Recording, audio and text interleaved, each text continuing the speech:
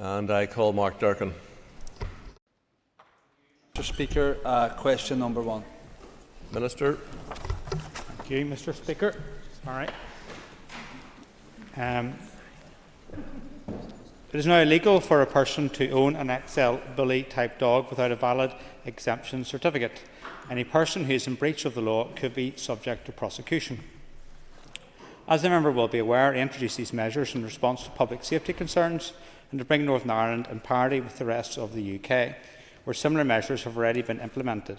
The Republic of Ireland has also made it illegal to breed, sell or import XL Bully dogs since the 1st of October 2024. The deadline to apply for an exemption certificate passed on the 31st of December 2024, and councils have informed me that as of today, out of the 698 licensed XL Bully dogs in Northern Ireland, there have been 673 applications for an exemption certificate. This is 96% of the known population. Complete final data on the number of dogs which have been granted an exemption certificate will not be known until all applications have been processed, and so the final number of certificates approved may vary slightly. It is encouraging, however, that the overwhelming majority of owners have embraced the need for responsible dog ownership and have taken the necessary steps to ensure compliance with the legislation. My department continues to liaise with all councils on a regular basis to provide appropriate support and guidance. Mr. Durkin. Thank you, Mr. Speaker, and I thank the Minister for that answer. It is heartening to see that high percentage of exemption certificates issued. However, given that there were only 140 of these dogs registered last March, and come the end of December there were almost 700, given that increase in the number of registrations in that short period of time, is the Minister concerned that there might be a number of these dogs still out there unregistered, and does he have any plans in conjunction with councils to identify if that is the case and where they might be? Mr. Durkin. I thank the member for his supplementary question. People must remember it's an offence not to licence their dog. Although dog licensing is a council matter, my department is working with stakeholders on key priorities on licensing and encouraging compliance, as the income funds from the essential dog warden service in councils is assisted by the dog licence fee. And I'm meeting the councils later this week and we can discuss a bit more about how can we encourage further uptake in terms of dog licensing. Specifically, we're just going the figures we've got in terms of the number of dogs that are licensed, and I think it's important we encourage people to do that. John Blair.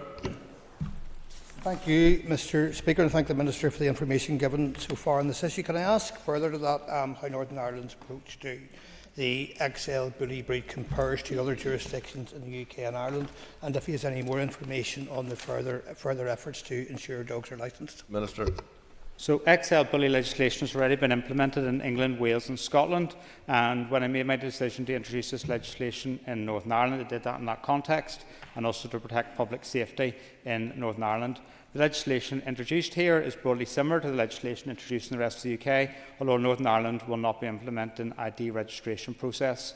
The Republic of Ireland has also made it illegal to breed, sell or import XL Bully dogs since the 1st of October 2024, and the deadline for exemption applications is the 1st of February this year. And I met the relevant minister, which is Heather Humphreys, a while ago to discuss these issues and the need for continued cross-border collaboration on these issues, of which there is a significant amount already occurring. Alan Chambers.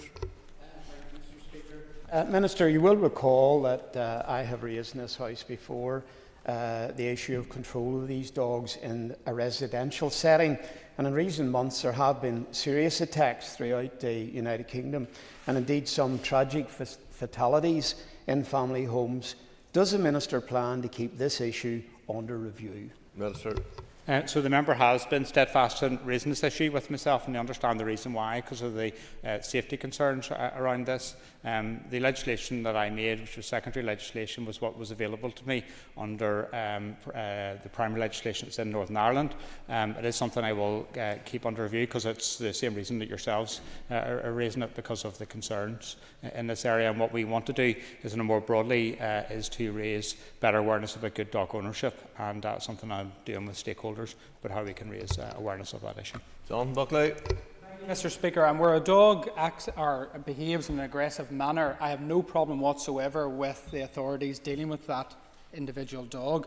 But I've always had issue and concern regarding the designation of a full breed under the legislation, and the Minister knows that. He'll be aware of the 5-month-old puppy in Lisburn and Castlereagh Max, that under the breed legislation guidance would have had the puppy put down at 5 months old. Now, thankfully, there was a reprieve for a third-party assessment, but can the Minister not accept that to put a healthy puppy down based off an interpretation of how it may in the future behave is totally wrong? Mr. So on the issue of Lisburn and Castlereagh, which the member has referenced, under the legislation, any dog considered to be a restricted breed and under the legislation, any dog considered to be a restricted breed and in council care can only be returned to its owners if the courts determine it's suitable for exemption. Until there is confirmation of the dog's breed, which you understand the relevant council has agreed to reassess when it is more matured, the council is not in a position to release it. Pit bulls have been a restricted breed since 1991, and the exemption process for the breed also entered in 1991. It is illegal to breed, sell, gift, exchange or abandon a restricted breed dog, and I want to emphasise the reasons for restricting pit bulls in terms of protecting public safety still pertain. Ciara Ferguson. Just in relation to the exemptions, and I'm aware both the 31st of December, and I'm also aware that particularly in our own local council area, the council staff have been really proactive in out visiting those and encouraging them. I did have in the new year ones that didn't meet the deadline and were gravely concerned. Was there any directive given by the department in relation to council and people who missed the 31st deadline, but it was the 2nd or 3rd of January? Thank you. Minister. Thank you. So, first of all, I want to put on record my thanks especially to animal welfare stakeholders, but also print and broadcast media in terms of the effort that was undertaken last month in raising awareness around the pending deadline around this. And I think that has demonstrated itself in terms of the level of sign-up for the exemption process, and I want to thank people for that. In terms of the deadline, it was set in legislation, and that date is now unfortunately passed. Therefore, it is no longer possible to apply for an exemption regardless of the circumstances. Owners had a period of almost 5 months, the longest window provided in all of the UK, to submit their application. My department, in conjunction with councils, carried out extensive communications and had direct contact with known XL bully dog owners to ensure they were aware of the legal requirements and the consequences of missing the deadline. Unfortunately, any unexempted XL bully that is found may be seized by dog wardens, and the relevant council responsible for enforcement will decide the best course of action. Owners of seized dogs may have to go through a court process to allow them to retain ownership of the dog. My department will provide comprehensive guidance on the legislation to councils and continues to work intensively with the Northern Ireland Dog Advisory Group representing council dog wardens to ensure the legislation is effectively enforced.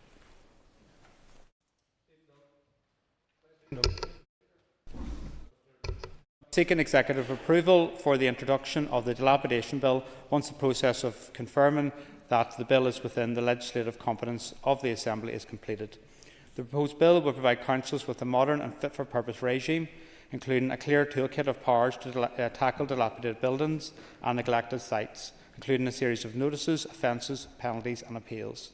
Powers will be similar to those available to local authorities in other parts of the UK, where low-level dilapidation can be dealt with at a much earlier stage. Mr. Dunn. Thank you, Mr. Speaker. I appreciate the Minister's answer. And the Minister will be aware that some within the sector have been calling for this for some time, and it would benefit many areas, including within our own constituency of North Down, where some derelict buildings can become a real health and safety hazard. Can the Minister give us a more detailed timescale for when we will see it in action, and when will it benefit the redevelopment and regeneration within our town, city and village centres? Sure. So as soon as we get sign-off from DSO and those legal sign-offs, I'll bring it to Executive and then I'll bring it to the Assembly. It has taken a bit longer than I anticipated, but I would hope that it does come here very soon, so then we can scrutinise the legislation and we can see the benefits of legislation passing in this Assembly for local communities. Thank you very much, Mr. Speaker, and thank you very much, Minister. I know, like myself, you share frustration that regeneration was not put down to councils to deal with. But, Minister, I'm quite excited about this dilapidation bill as the proposer has put forward. Can you maybe outline to us what difference this bill will make to the regeneration of our towns and cities? Minister.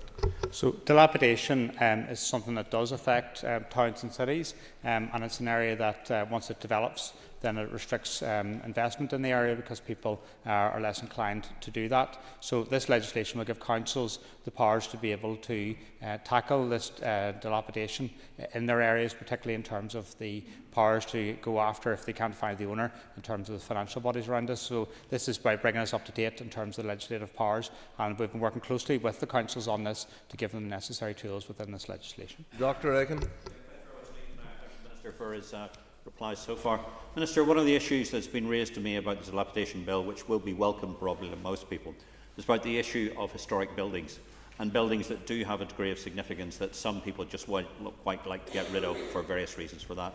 Could you outline any safeguards that we expect to have within the dilapidation bill to ensure that our much valued built environment is not desecrated? So at the outset, in response, I would declare I'm a member of the Ulster Architectural Heritage Society, so I do have an appreciation of our built heritage and in terms of listed buildings.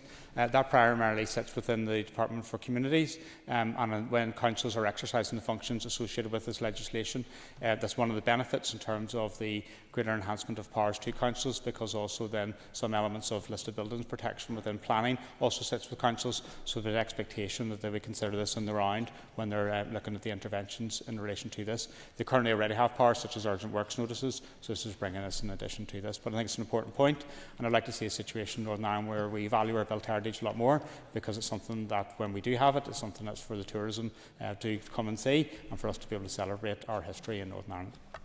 Matthew O'Toole.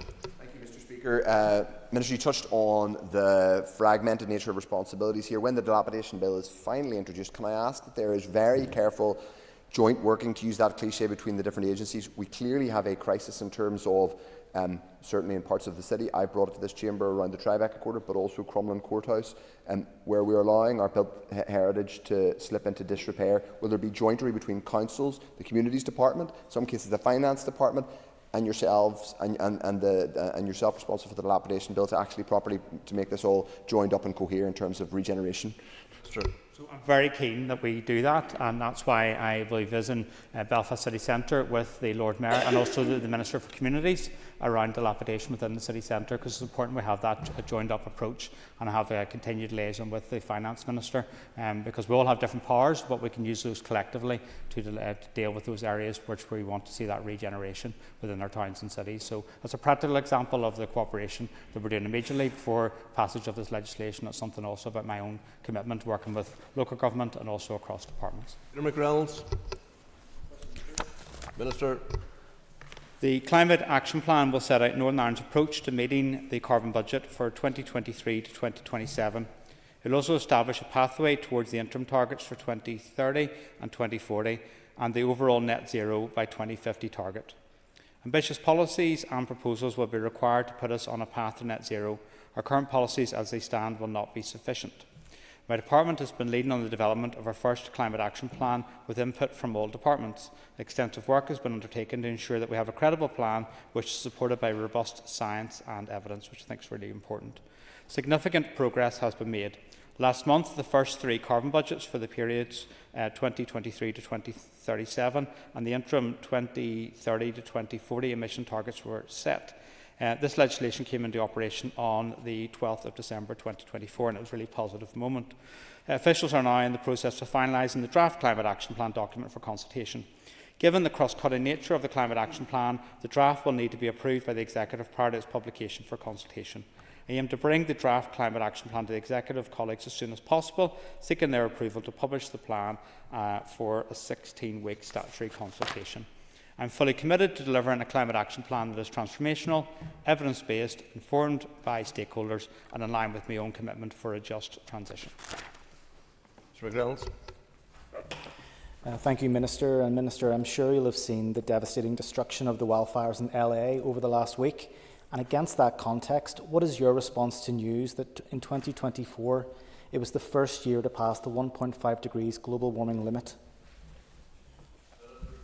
I thank the member for his question. I think it's an important question. That news is very concerning, but sadly not surprising. It's yet another example of a global tipping point. And what we know is that with these events, climate change is expected to become more severe and frequent as that warming increases, and this is going to have real-life impacts on lives and livelihoods, and tragically we're seeing that today. And my thoughts are with all the people affected in California, especially those who have lost loved ones and have been forced to flee their homes. And whilst that might be on our TV screens, it is real to us here today in Northern Ireland, because each one of us, whether individually as citizens but also as governments, needs to take action in relation to climate change and to reduce our greenhouse gas emissions, because it doesn't need to be like this, and it's really important that we invest in taking action, whether it's climate change mitigation or adaptation, and that's why I'm taking forward this work around climate change, because I believe in it, and I believe we have a moral responsibility for not just the people of Northern Ireland but way beyond that to address those issues which are affecting people across this globe. McLaughlin. Thank you, Mr. Speaker. Minister, the delay in the Climate Action Plan is concerning because of the crisis in global terms. What impact do you actually think that it will have on our ability to meet the interim carbon budgets and the overall net zero targets as well? And you did mention and talk about the cross-cutting nature of this. You know, are you concerned about the lack of pace that we're making towards these? Minister. And thank you, Sinead, for your question. We lost a lot of pace in this place around taking action on climate change as a result of the collapse of this Assembly. We lost 2 years of that, and we lost years before that in terms of stop-go government, and that's why we need to have reform of these institutions. But upon taking up office, I've been working hard on this, and I worked hard to get executive agreement around the carbon budgets, and then I was glad to get support within this Assembly to be able to do that. What we did is we moved very quickly thereafter, so that was just before Christmas, so I met up with officials very quickly after that to go through the content of the CAP, and that's now being finalised. It's important, detailed work, and then we're bringing that to executive for consultation. The first CAP, I'm quite confident about it in terms of what's in it and what the interventions are. It is a bit like a marathon. The first 10k is a bit easier than the last, but I think it's important that we do the first 10k around this, and that we collectively take action on this, because just me or my department can't do it. We all need to do it collectively together, and that's why I'm confident in Northern Ireland we can do that if we actually put our shoulder to the wheel on this issue, because I'm massively positive around this, and I brought the Green Growth Strategy to the Executive, and I continue to engage with my Executive colleagues to get agreement on that, because this is about the benefits associated with decarbonisation, which is about good green jobs, which hopefully everyone's on board with. All for it. It seems to me that the main outcome, or one of the main outcomes of the Minister's ambitious plans, is to penalise hard-working people trying to provide a living for their families, including business owners, including farmers, including electricity bill payers and ordinary employees. How can this Minister ensure that the transition is a just transition? Minister. So I'm firmly committed to a just transition, and I'm taking action on that. So that's why we're looking to set up a Just Transition Commission here in Northern Ireland. It'll perhaps be one of the first Just Transition Commissions set up in statute. But beyond that, I'm glad to be able to secure agreement with the Finance Minister to set up a Just Transition Fund for Agriculture within the draft budget. That's an example of my commitment to that. I'm going to encourage people to respond to the consultation around a Just Transition Commission, because the road to net zero has to be about a just and fair journey, and that's what I'm passionately committed to. Joanne Bunting. Question 4, please. Minister. The enforcement of non-farmed animal welfare remains the statutory responsibility of each council, and they are best placed to determine how this function should be discharged and the level of resource required to meet the specific requirements of their region. My department has no remit to dictate how councils fulfil this requirement, and to do so would undermine their legal and operational authority.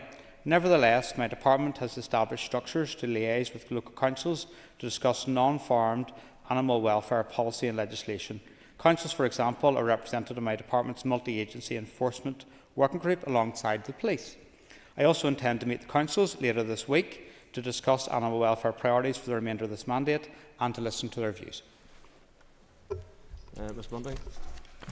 Thank you, and I'm grateful to the Minister for that answer. He will be aware that there are a considerable number of animal welfare and cruelty issues ongoing across Northern Ireland, and likely a great number going unreported and undetected. I'm advised that on average each council area has only 2 dedicated officials to take forward every aspect of this work. Could I ask him what message he is hearing from local government on capacity? What assessment has his department made of current effectiveness, and what more can it do to help? Minister. I thank the member for her supplementary question. As I said, I'm meeting with the district councils this week, and I think it's important we collaborate together on this. And what I would say is that outcome from your question is we encourage people to report any concerns around animal welfare to the district councils, because it's important those issues are reported to allow follow-up. But we're meeting later on this week, and we can see what more further work we can do by working together on this issue, because if all collectively we can achieve a lot more. Anya Murphy. Minister, have you actually assessed whether local councils have the sufficient funding in order to deal with the increase of complex animal abuse and cruelty cases? So it's for each council to take forward their provision of services around this, and obviously they have the ability to raise revenue through the rates, and I understand the financial pressures that each council faces, as does my department, and particularly in light of the draft budget settlement for next year. But what we can do is we can work together, particularly around legislation I'm looking to bring forward, which hopefully address some of the concerns a number of members have addressed in this chamber. For example, we're going to be commissioning an expert-led review around dog breeding establishments. I've heard a lot of concerns around that. I've listened to that, and hopefully through taking forward potential legislation around that, that'll also make life a wee bit easier for councils in terms of their duties. Andrew McMurray. Thank you, Minister, and thank the member for the question. Just to ask the Minister what action he plans to take to improve animal welfare within the remainder of this mandate. Minister. So we're currently finalising those plans, and had a really good engagement just before Christmas with relevant animal welfare stakeholders. It was a really good engagement, not just in Clare House as a department, but also with the all-party group on animal welfare, which my colleague John Blair to my left ably chairs. And we're able to discuss some of the different areas that we're looking to take forward, one of which is Lucy's Law, which is a ban on third-party sale of pups and kittens. The other one, as I've outlined, is a comprehensive expert-led review on dog breeding licensing. The other one is an aversive training devices ban. I just don't agree with the shock collars. I think they should be banned. There's also bringing in mandatory microchipping of cats, and also looking at particularly around licensing of rescue and rehoming organisations.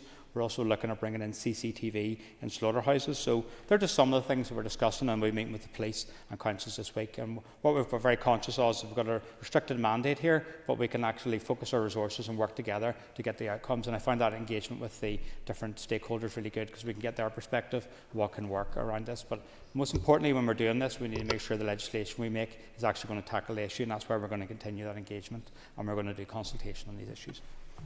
Rodley. Speaker, question 5. Minister. My department does not provide financial support to local councils to address dog fouling. However, it is responsible for the legislation that grants district councils the powers and flexibility, subject to upper and lower limits, to set their fixed penalty notices for dog fouling offences. In December 2022, following requests from key stakeholders and members of the public to take stronger action in relation to dog fouling offences, my officials amended this legislation to increase the maximum penalty available to councils for dog fouling offences from £80 to £200, and some councils have since increased their fixed penalties. Mr. Bradley. Thank you very much, Mr. Speaker, and thank the Minister for his answer. Minister, my office have been working closely with councils' dog wardens in my constituency to tackle this issue in a number of areas across the North Coast. The dog wardens are doing their best with limited resources. Is the Minister aware of how many fines have been handed out by councils in the past year to dog owners who have let their pets foul? I don't have those statistics to hand, but my department does support local councils in relation to this. So in addition to overseeing the robust legislation which covers the fixed penalty notices issued by local councils for dog fouling offences when they occur, my department is also committed to reducing and preventing dog fouling offences. DAERA supports educational and promotional campaigns aimed at achieving behavioural change. Our Environment Fund directly supports Keep Northern Ireland Beautiful to deliver a number of programmes including eco-schools, Live Here, Love Here and Adopt a Spot, all of which promote a sense of civic pride and encourage individual environmental responsibility. I will write back to the member with the information if we have that at hand. Perhaps may not be because it's collected by district councils, but you raise an important issue, and it's something I'm aware of that Harvey Milk, one of the first openly gay men elected in the United States, one of the issues he campaigned on was dog fouling. Mr. Butler. Mr. Speaker. Question number 6, please, Minister. Minister. A public consultation on the establishment of the Just Transition Commission was launched on the 11th of November 2024 and has been extended to the 17th of January 2025, and I would encourage people to make any responses they feel necessary to that. The consultation focuses on the proposals to establish the Commission, including the legislation that will set out the type of public body the Commission should be, its composition, the Commission's role and legislative functions, the proposed sectors to be represented, its reporting arrangements and the secretariat and support required. As part of the consultation, my officials have also met with various groups within the mandated sectors to be represented on the Commission to seek their views. Following the completion of the consultation, the feedback will be analysed and the draft regulations will be updated. My officials will ensure that the Agriculture, Environment and Rural Affairs Committee, which you ably chair, are updated at each step of the process. I shall then seek approval from my executive colleagues on the final draft regulations that will establish the Commission. The regulations will then go through the necessary draft affirmative legislative process, including laying regulations in this place for debate and approval. Once the regulations are made and an operation or recruitment competition will be launched to appoint members of the Commission, and this will be in accordance with the Commissioner for Public Appointments Northern Ireland guidelines. The Just Transition Commission is an important body to support all departments in ensuring a net zero transition which is fair and just. I am hopeful that the Commission will be in place during 2025.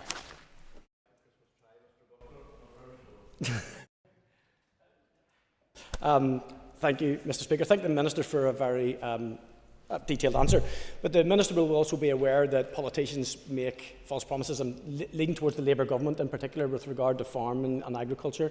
So we have our farming families and agriculture sector hitting the double whammy last year of unfulfilled promises from the Labour government. What assurance can the Minister give to the farming and agri sector in regard to their voice in the creation, and not just the creation but the outcomes for a Just Transition Commission, given that farmers and the agricultural sector probably face some of the biggest challenges to help us achieve net zero? Minister. So I heard that anger at the Oxford Farming Conference when I was there last week around the UK Government's decision around inheritance tax, and at the platform again outlined my opposition to that, and I'm looking forward to a meeting with the Ulster Farmers Union, NIAPA and the Finance Minister soon to discuss ways forward around this and further representations we can make to the UK Government, because I believe the proposed changes around inheritance tax are wrong. In terms of Just Transition for Agriculture, agriculture will be represented as part of the Just Transition Commission, but we're going further than that, and the engagement I had with the Finance Minister subsequent to the budget of last year, where we didn't get a Just Transition Fund for Agriculture, have been successful, and the Finance Minister has allocated a draft amount of money for us to be able to create our own Just Transition Fund for Agriculture here in Northern Ireland. I'm now working through officials about what that will be about, and I think that's really, really key. So it's not only just about a policy commitment, but it's also around funding. And I'm personally very committed for a just transition, not just for farming and agriculture, but more broadly, because it has to be fair and just for us to be able to bring people together on this road towards decarbonisation. Patsy Malone.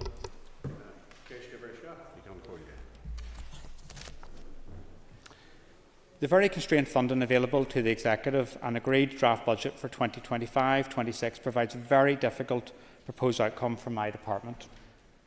I'm currently working with my officials on how much Resource DEL and Capital DEL funding can be allocated to Lough Neagh to continue to take forward this important work in the next financial year. The implementation of the Lough Neagh Action Plan to address the blue-green algae issues requires significant investment across departments. The issues in Lough Neagh have been decades in the making, and there's no quick fixes. It is important that there is a sufficient budget allocation in relation to this.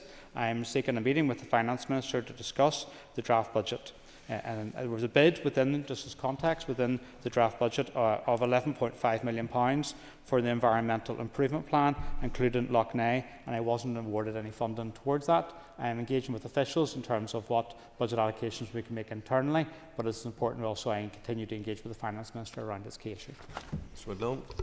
Thank you, Mr. Speaker. Minister, could you advise, we've heard it mentioned here on numerous occasions, the effluent from sewage disposal works into the watercourse, and you have committed in the past, and you have said indeed that officials from your department will meet and have met with the DFI and NI Water officials.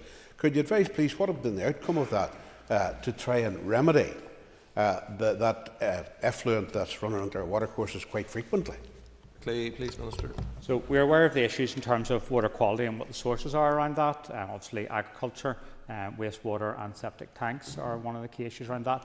I tasked officials to review what is known as SORPI, which is a Statement of Regulatory Principles and Intent. Essentially, it's a separate regulatory regime for NI Water, where the consideration of any decisions around enforcement, the historic underinvestment is taken into account around that.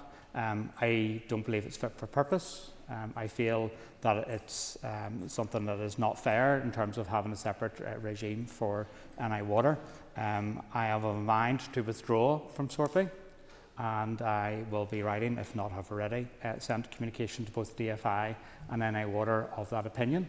I'll be seeking their views and then taking a final decision within a week's time. Moving to topical questions, and the first member down is Patsy Malone. So keep going, Patsy. That worked out well. A double. Minister, recent inquiries by my colleague Colin McGrath uncovered that 10.2 million had been paid in settlement of employee disputes within departments since 2015. That figure didn't include DAERA, who wouldn't give details. Can you advise why not? Thank you, Patsy. My department takes all litigation claims seriously and complies with managing public money guidance from the Department of Finance. The amount spent by DAERA on all special payments, which includes litigation cases, is published annually in the Department's annual report and accounts. Central departmental records, however, do not differentiate between various types of compensation cases, and this has necessitated a comprehensive review of our records. My department is currently revising its procedures to assist with making this information more readily available. Mr. Malone. Thank you for that, Minister. So is that the case now? And if it is the case, I thank you for your intervention, that that information will in fact be made readily available on the public record. I'm happy to write back to the member once we've done this review of records around this issue. Mr. Rodley. Thank you, Mr. Speaker. Mr. Speaker, can I ask the Minister what action he has taken to acquire semi-mature trees for planting along riverbanks and rivers leading into Lough Neagh, and has he any plans to carry out such planting schemes? Minister. So there's probably two sides to that. There's the work that Forest Service are taking forward, and the Small Woodlands scheme is open for applications as far as I'm aware at the moment. So there's already current schemes within the Lough Neagh Report and Action Plan. We're looking at specific interventions around this, particularly in terms of the replanting of riparian buffers. That's something that already occurs within, for example, the Sustainable Catchment Programme. I was privileged enough to visit the programme within the Upper Bann catchment area and see the good work that was going on there, where that planting is taking place in conjunction with Rivers Trust. As part of the Lough Neagh Report and Action Plan, we're looking at what more we can do about that, and that's where we're looking to review our progress on that and to explore, as part of the budget for next year, what more we can do. So there's a lot happening, but we're reviewing what more we can do around this, because it's absolutely crucial that we do that and we do a lot more planting around these issues. Mr. Bradley. Mr. Speaker, thank the Minister for his answer there, and tree planting is just one of many measures that can be employed to reduce the blue-green algae in Lough Neagh. Has the Minister experienced any difficulty in acquiring semi-mature trees in Northern Ireland, and has Brexit or the Windsor Framework hampered the ability to bring semi-mature trees in from the rest of the UK? Minister. So Brexit hampered an awful lot, particularly in terms of the growth of the UK economy, and we're all paying the consequence of that. I worked through these issues. There is obviously trade between GB and NI, and there's challenges associated with that, but my officials work through these issues, and if there is particular concerns in terms of our tree planting targets and those being paid as a result of the Windsor Framework, I'm happy to work through the UK Government to address those. Steve Aiken. Minister, has your department conducted any impact assessments on the EU-Mercosur agreement? Thank the member for raising this question. It's something that I regularly read, the Irish Farmers Journal, read it every week, page to page, and it's something that's been raised as a concern from the Irish Farmers Association. And whilst an agreed free trade agreement between the EU and Mercosur was announced on the 6th of December 2024, it is likely to be some time before this agreement is fully ratified and comes into effect, if it is indeed ever fully ratified. Talks in respect of an EU-Mercosur free trade agreement first commenced in 1999, with an agreement in principle being reached some 10 years later in June 2019. It is expected that progress will be on the full implementation of this agreement will remain slow. Whilst the agreement does not apply to the UK, it does have potential impact on UK agriculture markets, including Northern Ireland, due to the increased imports from Mercosur into the EU, particularly of beef and poultry. I appreciate the concerns expressed by the agriculture sector in relation to this agreement, but imports under reduced tariffs will be limited by a quota for some products, including beef, where the concessionary tariff of 7.5% is limited to 99,000 tonnes, and poultry, where tariff-free access is limited to 180,000 tonnes. Dr. Reagan. Thank you very much indeed. The Minister is aware that there is currently labelling on various agricultural goods that says not for sale within the EU. I wonder if the Minister could take the opportunity when his talks on north-south basis so that we could introduce labelling in goods in the Irish Republic for not for sale in the UK. That would therefore prevent Mercosur goods contaminating the Northern Ireland market, which is something indeed I think most Northern Ireland farmers would like to see. On this wider issue, just in terms of the Mercosur trade deal, and we just need to step back a wee bit, and I recognise the concerns that are expressed not just by farmers in Northern Ireland but also in the Republic of Ireland, and I listen to those. But let's just look at the trade deals the UK did with the rest of the world. Not good trade deals, not good trade deals for farmers in the UK. So if people are trying to sell to me any benefits of Brexit, I struggle to find any. And I fully recognise that, and I fully recognise you're one of the enlightened few in relation to this, and I give you that credit. John Bunting. Mr Speaker, would the Minister give the House a status update on the provision of an animal cruelty register, please? I thank the member for her question. So there's two aspects to this.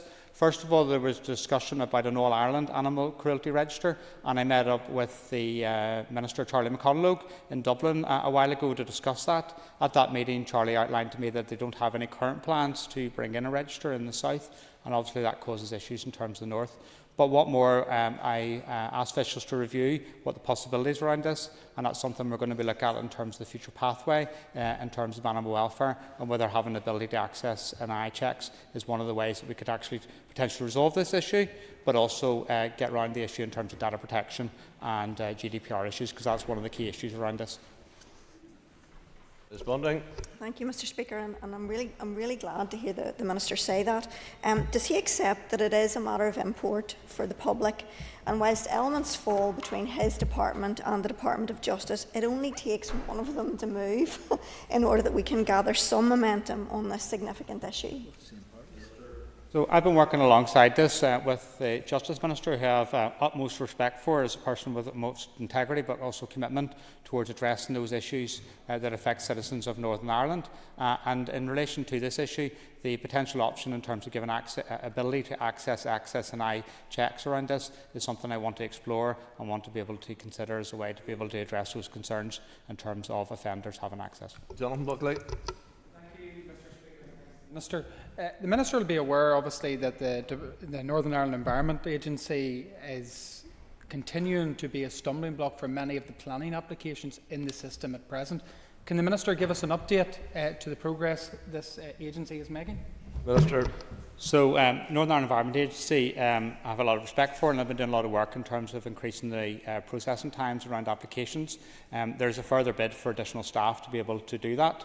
One of the issues around this is in terms of applications being made that don't meet the relevant criteria or you're able to give a proper assessment to because you require additional information. And that's about raising further awareness about what's required around this. So some of my engagement with stakeholders around ammonia, for example, is where we can provide additional information in advance of the application being made that will hopefully help speed up processing times. And so there will be a further engagement later this month with stakeholders around the issue of ammonia so that we can hopefully get an agreement in terms of the way forward on that, and then we can issue that guidance, which hopefully means that when people put in applications, there isn't a need for reconsultation on this. Mr. Buckley.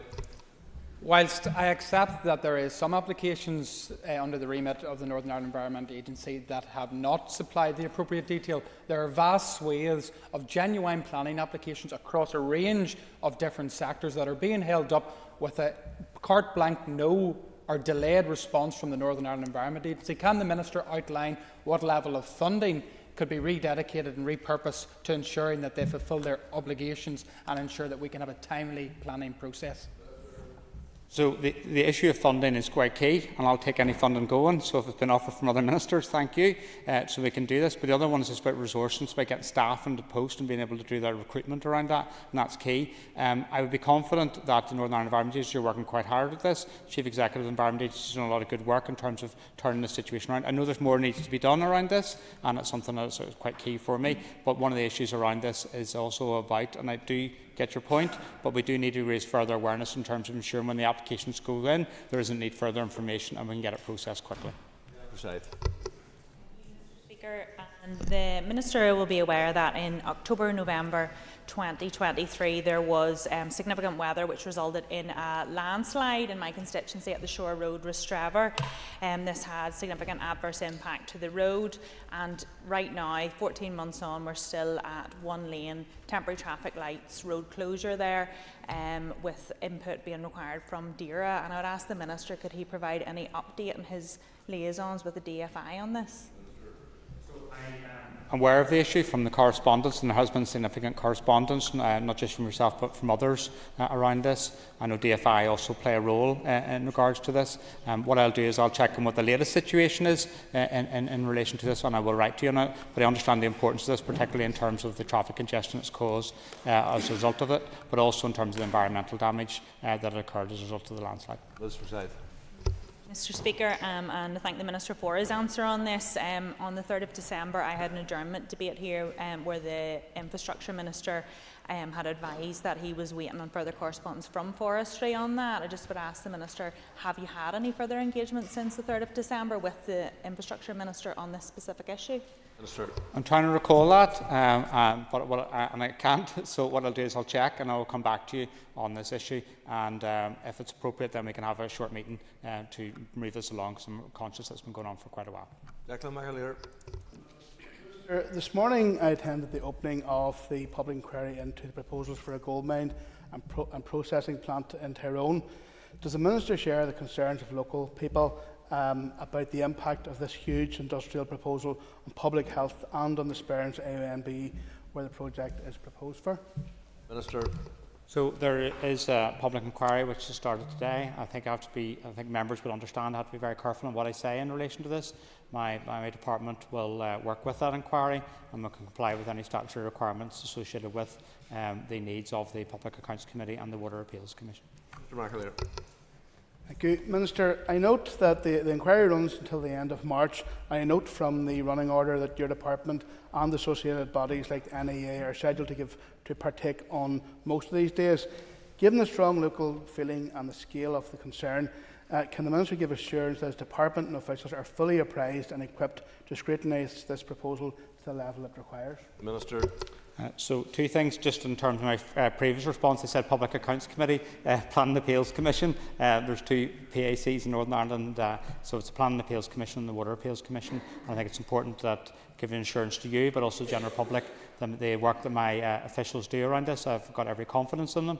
They're professional individuals who are going to diligently perform their tasks in relation to this, and will comply with any of the requirements around the inquiry as is required. Owen Tennyson. Thank you, Mr. Speaker. Minister, can I ask for an update on the work that you're doing to ensure that those responsible for polluting our lochs and waterways are held accountable? Sure. So this is a very serious issue for me, but also for the people of Northern Ireland. And I think that the issue of water quality is something that has came so much on the public agenda, and it's on my agenda, because the 2 consecutive years of blue-green algae in Lough Neagh is something of a massive concern, not just for Northern Ireland but more broadly. But also the issue around Belfast Lough and the issue of sewage pollution there, the areas of other areas of Northern Ireland in terms of water quality. So I've been taking action on this. I'll be working in conjunction with the Justice Minister in terms of review of fines and penalties around environmental crime. It's important that we undertake that, not just in relation to water quality, but also, for example, in relation to waste crime. Also in relation to wastewater, I believe that Sortby is not fit for purpose. I believe it's now time to end that arrangement. and that's why I have asked my officials to engage with both DFI and NI Water on this issue as part of an 8-week consultation with a view to terminating that. Once that consultation is completed, I will make a final decision on this issue, but I believe that all polluters in Northern Ireland should be treated the same. There should be no special dispensation for anyone, and I'll not be found wanton in relation to that, because it's really, really important that we improve water quality in Northern Ireland. Okay, time's up for questions to the Minister for Agriculture, Environment and Rural Affairs. Point of order, Ms Bunting. Thank you, Mr. Speaker. Can I ask you